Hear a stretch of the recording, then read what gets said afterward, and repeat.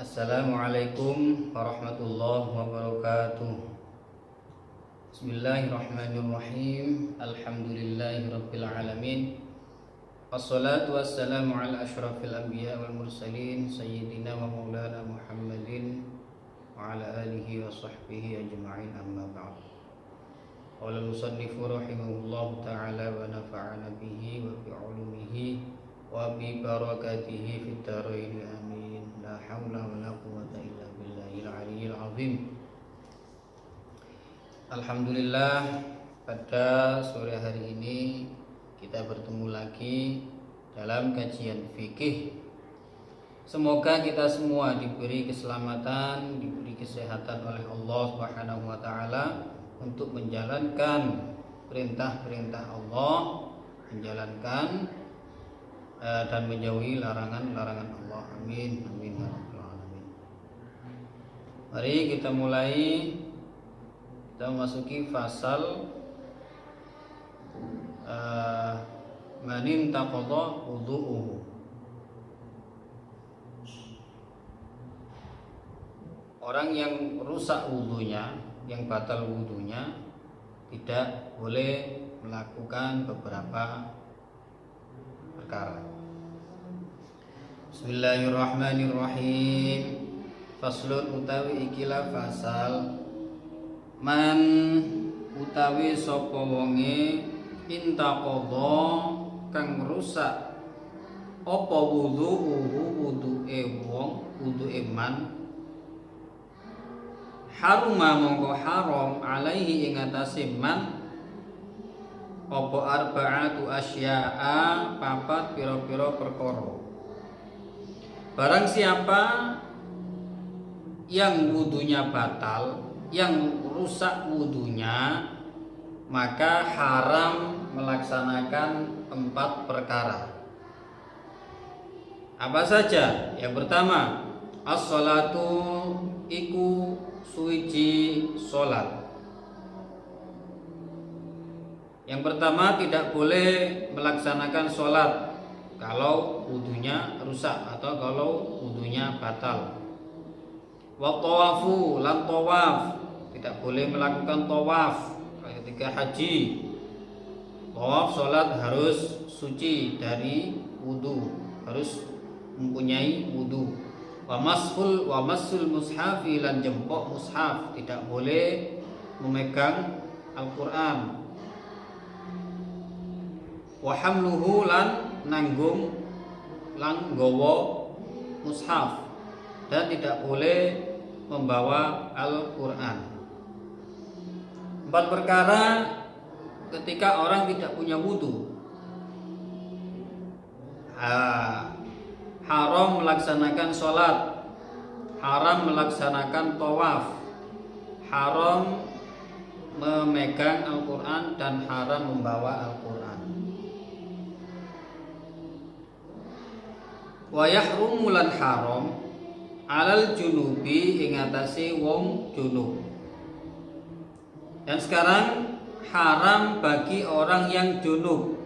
Junub itu orang yang habis keluar mani, orang laki-laki. Orang laki-laki ya.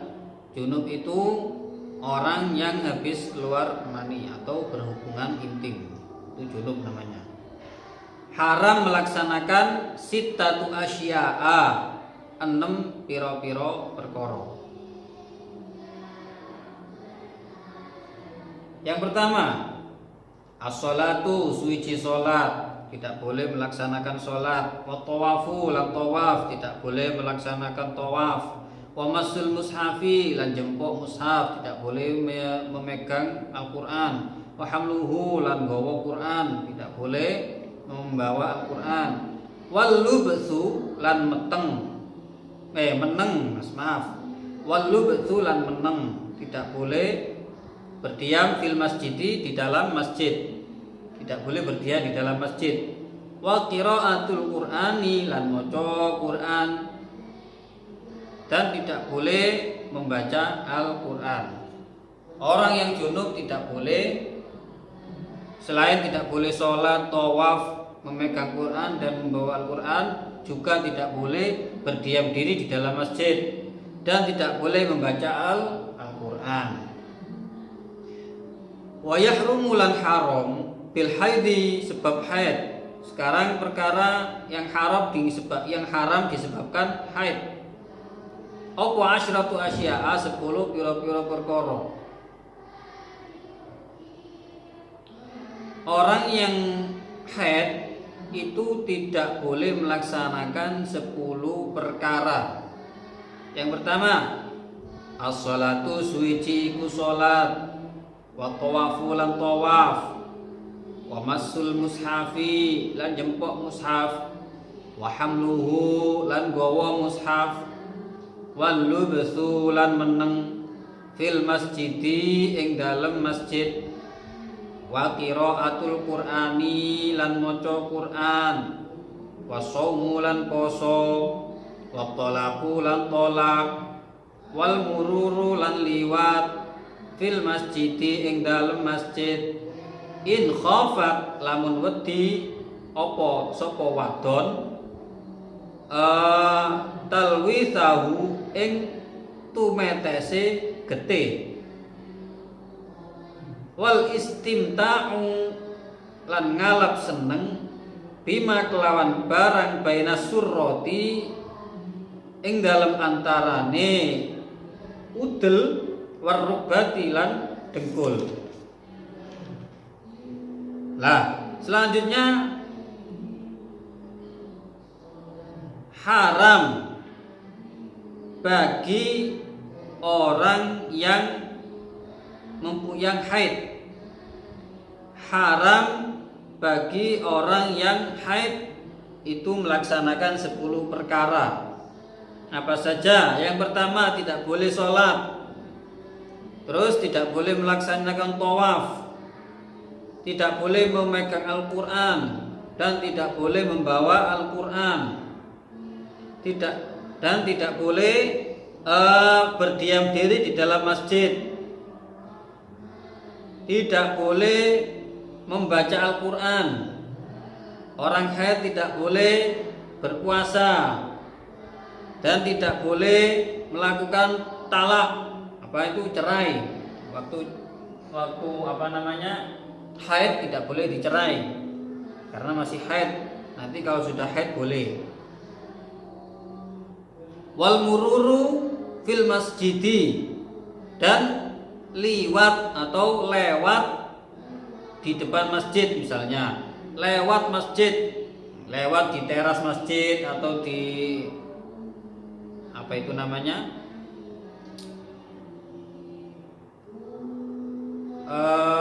halaman masjid juga tidak boleh. Karena apa? In khafat talwithahu, dikhawatirkan darah haidnya itu netes di dalam masjid. Jadi liwat tok tidak boleh, lewat saja nggak boleh, apalagi berdiam. Kecuali kalau memang sudah benar-benar dipastikan darah itu tidak akan netes. Kalau dulu kan nggak ada pembalut, nggak ada softtek, ada pembalut ya, pakai apa itu namanya kain, pakai kain dicancang begini pinggangi. Jadi masih dikhawatirkan ada kemungkinan netes, soalnya hanya pakai kain dan disumpel apa itu kapas kayak itu.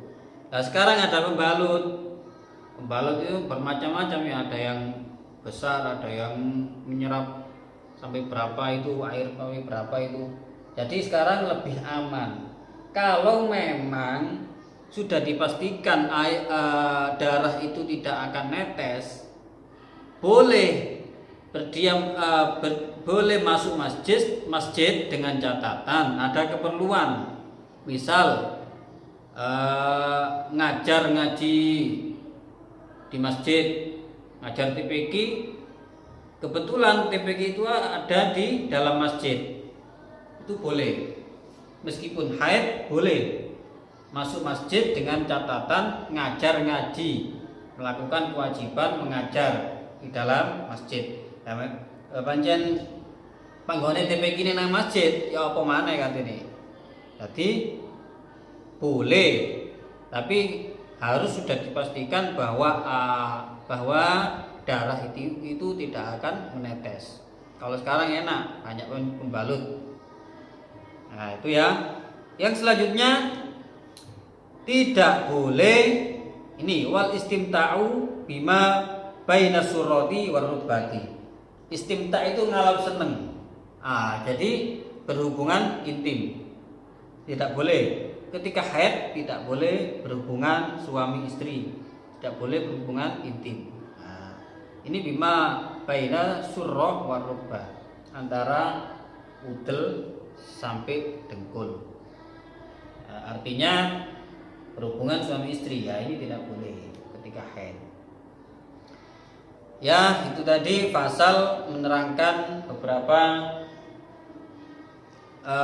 perkara yang diharamkan ketika tidak punya wudu, dan perkara yang diharamkan ketika junub untuk laki-laki, dan perkara yang diharamkan ketika haid untuk perempuan. Sudah saya jelaskan, semoga bermanfaat bagi kita semua, dan mohon maaf apabila ada kata-kata yang kurang berkenan atau penjelasan saya yang kurang bisa difahami, atau bahasa saya yang bercampuran yang mungkin sulit untuk difahami. Saya mohon maaf yang sebesar-besarnya. Dari saya akhirul kalam. Assalamualaikum warahmatullahi wabarakatuh.